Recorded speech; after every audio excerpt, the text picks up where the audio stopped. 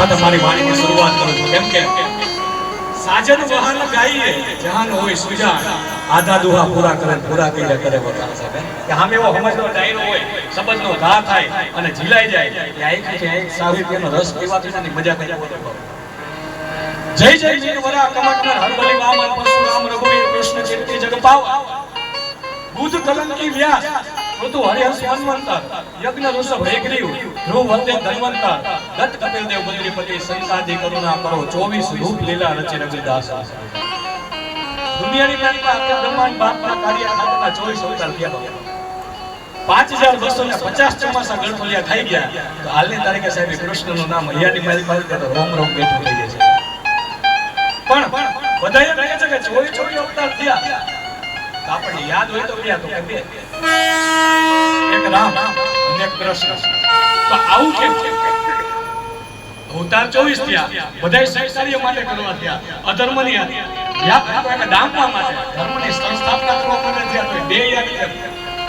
તેથી સાહેબ મારો મજાદરનો દુલો કાગ જવાબ આપે છે કે જૂનું ન થાય જગતમાં ફોનનું સિસ્ટમ અને હાથ એવા સદાબહાર સૃષ્ટિ પર તારા કાવ્ય કોઈ બદલા કાગે એ કાગ બાપુએ જવાબ આપ્યો કે મળીનો હરને માં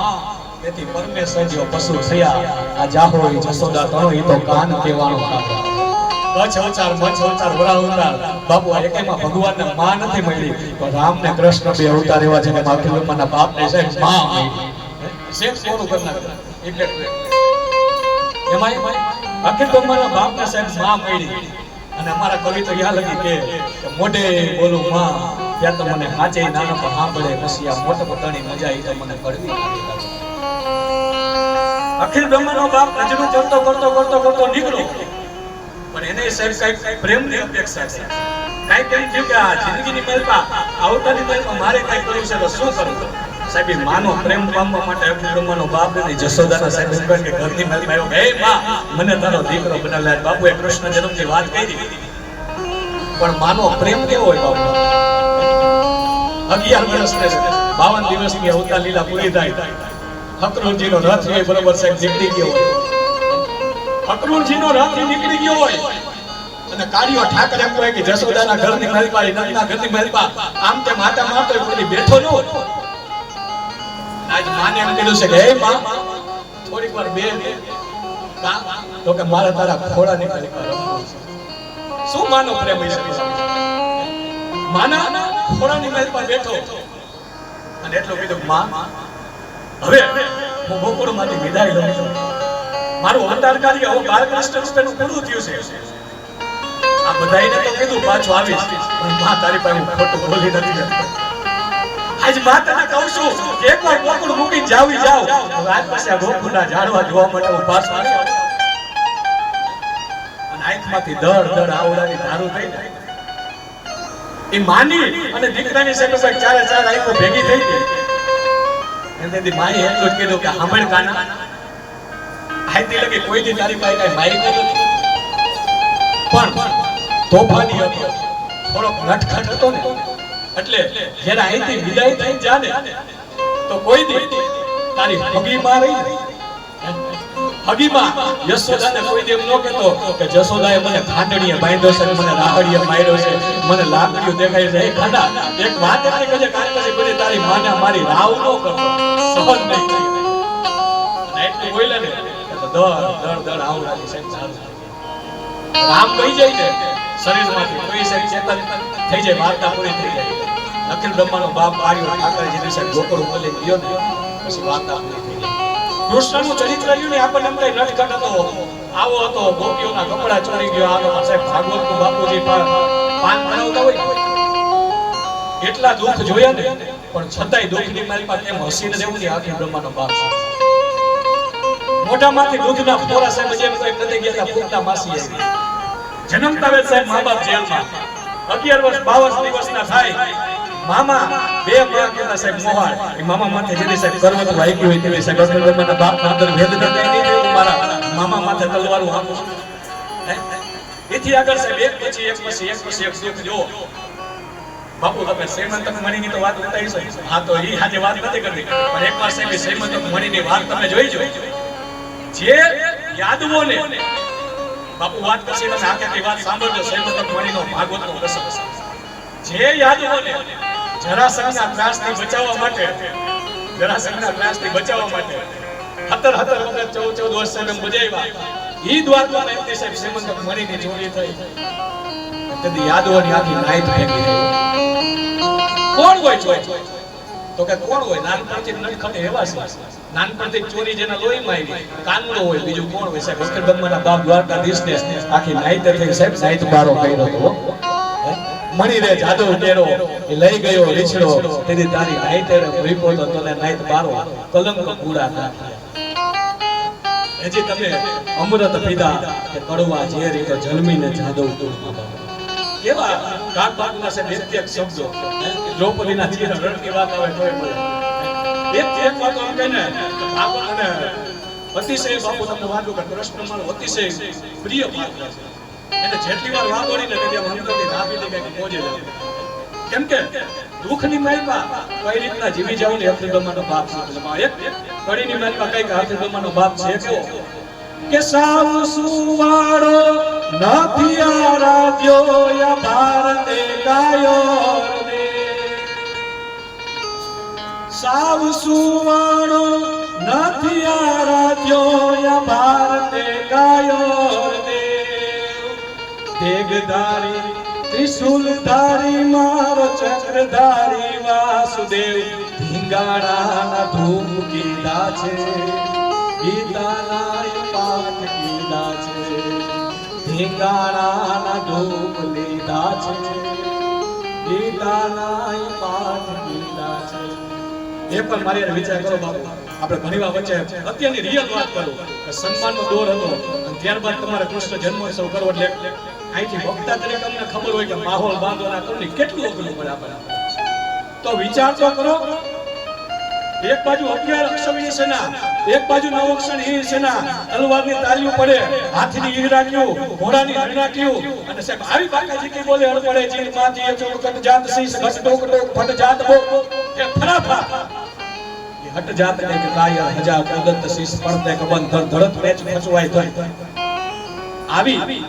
તલવારની બાકાજી કે બોલતો હોય એમાંથી જીવન કેમ જેવી ગ્રંથ નીકળી નીકળો સાહેબ શ્રીમદ ભગવદ ગીતા સાહેબ. એટલે એને યોગેશ્વર યોગનો ઈશ્વર કે આટલી બધી સાહેબ એમ કહેવાય કે વિટંબણા હોવા છતાં પોતે સ્થિત. આવું બધું કાનુડામાંથી ઘણું બધું શીખવા જેવું છે. નકલ થાય કેવું બાપુ હમણાં અમે ગમે ડાયરામાં જતા હોય એટલે બધાના મન તો હજી સ્થિર નું આવ્યા હોય એટલે કોઈના મનમાં દુઃખના હિસાબ હાલતા હોય. અમારા રાજકોટ વાળા હોય તો સોના ચાંદીનો ભાવ ક્યાં ગયો આ બધું હાલતું હોય એટલે થાય કેવું કે વાંકાનેરનું જંકશન હવાનો દીપો ચડ્યો મરણ તો થયું. હાથની માલમાં કેટલી લઈ અને એક માણા નીકળો હાલો ચા હાલો ચા હાલો ચા હાલો ચા એમ જીતી લઈ છે ગાટના ડબ્બા સુધી ગયો. ગાટના ડબ્બા પાઈ ગયો તો ગાડી એક જરવી ઉપાડી થપ્પડ મારી કા તો કે હું નીકળું હાલી નીકળ્યો કે ચા ચા ચા કે જો તો માણાની છે કે માલની છે. માલ ગાડી હતી ને બોલો નીકળો હવાનું મારે બધું આખું જોતો જોતો એમાં હાથાર દિશામાં અહીંથી ભાગવત સપ્તાહનું બાપુ રહ્યા એ પાન કરાવતા હોય એક એક શબ્દ નો લાગે ને એમ થાય કે માણાની છે કે માલની છે. અને સાહેબ એક શબ્દ લાગી જાય એક શબ્દ ખાલી લાગી જાય ને તો ગાંધીજી જેવી જિંદગી થઈ જશે. હરિશ્ચંદ્રનું ખાલી નાટક જોતા હતા એ સત્યને અહિંસા ઉપાય નાખા છે ન ભૂતો ન ભોળી શકે દેશને સાહેબ રાષ્ટ્રપિતા બનાવે. અહીંથી કોઈ એવો પ્રસંગ આવતો હોય વિરહનો પ્રસંગ હોય પ્રેમનો પ્રસંગ હોય શબ્દોના ઘા થતા હોય નાભીથી બાપુ શબ્દના ઘા કરતા હોય. પણ આપણું દુઃખ એટલે શું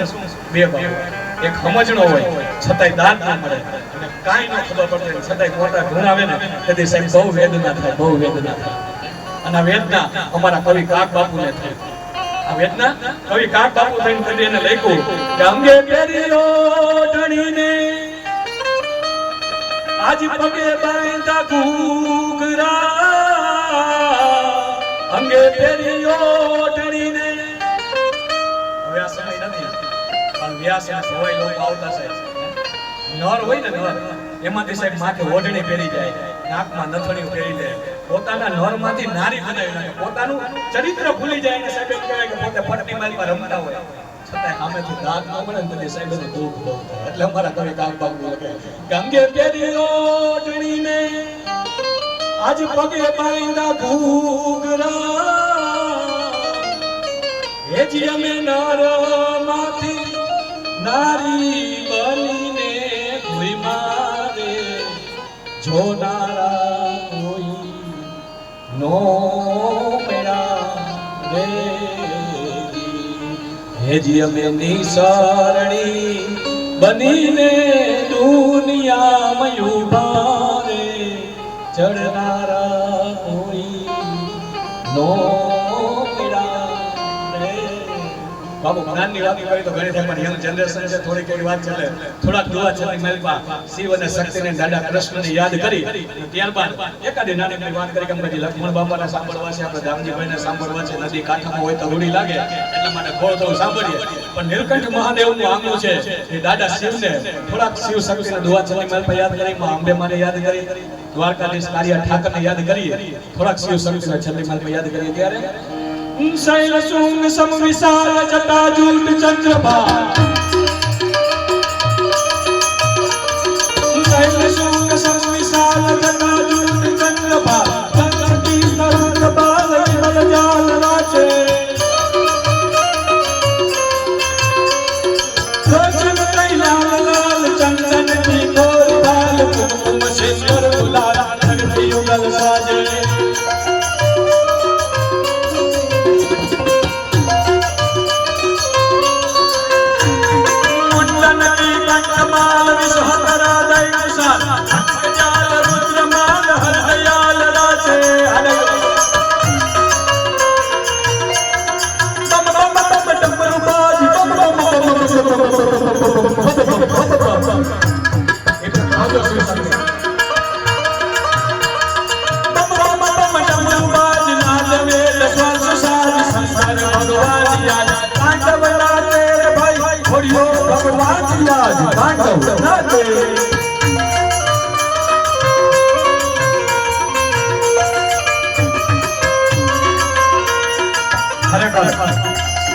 અસાવગીરી વરજા મોરલા આવ કંકણ પેટ ભરા અમારી ઋતુ આવે ત્યારે બોલીએ તો પાંજા હીડા. બાપુ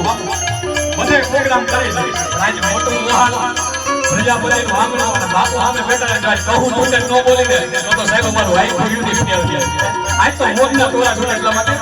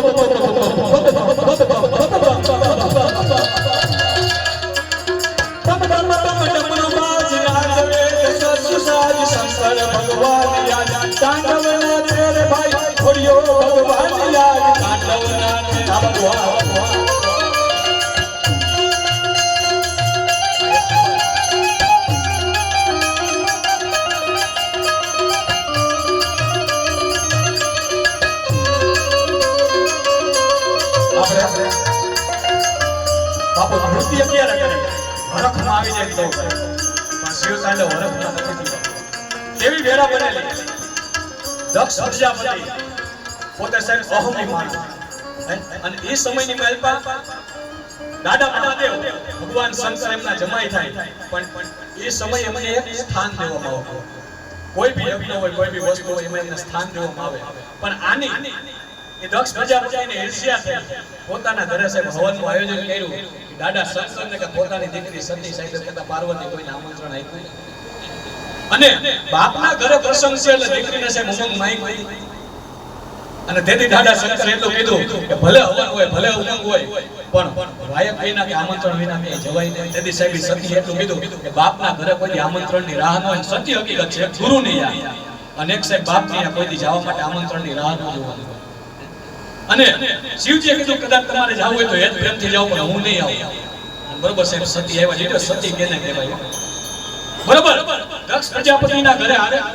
બધી બાજુ સાહેબ હોમ હવન એની માલમાં વેદોક્ત શાસ્ત્ર મંત્રોચ્ચાર થાય પણ આમ બધે મીટ માંડીને એ દાદા સંતોનું સાહેબ કે સ્થાન નથી એટલું નહીં એક પણ આહુતિની માલ પર એક પણ વેદ કે મંત્ર ને શ્લોકની માલ પર દાદા શિવને યાદ કર્યા નથી હવે જોજો સાહેબ સતી કેને કહેવાય જ્યાં પોતાના પતિનું મહત્વ ન હોય ને ત્યાં સાહેબ સતી ટકી ન કે 36 કરોડ રૂવાના બેટા થઈ ગયા જમણા પગના અંગૂઠેથી સતી તો હતું ને જરા જરા જરા જરા ગાતો પ્રગટ થઈ ગઈ બરાબર સાહેબ જે કહેવાય કે હોમ હવન હતો એની મહેલમાં જે અમારા પતિનું માન સન્માન ન હોય ત્યાં સાહેબ મારું પણ સ્થાન ન હોય અને આ બાજુ સાહેબ એમ કહે સતી પોતે દોટ મૂકી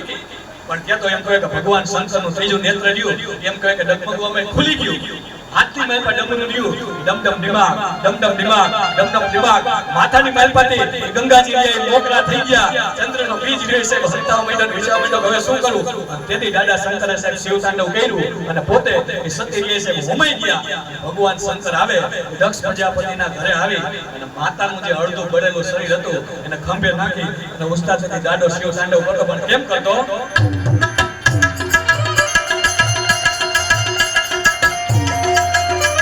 ઉસ્તાદ હા જંજક જંજક જજાજ કિન કિન મંદિર પાર કિત કિત કિત કિત જંજક જંજક જજાજ કિન કિન મંદિર પાર કિત કિત કિત ધન નગાર નમક નમ નમાતે છુમક છુમક છમ છમાક ચાર રે ચમ ચમ ચમાક ઘર ગમ ગમ ગમાક ચમક ચમ ચમાક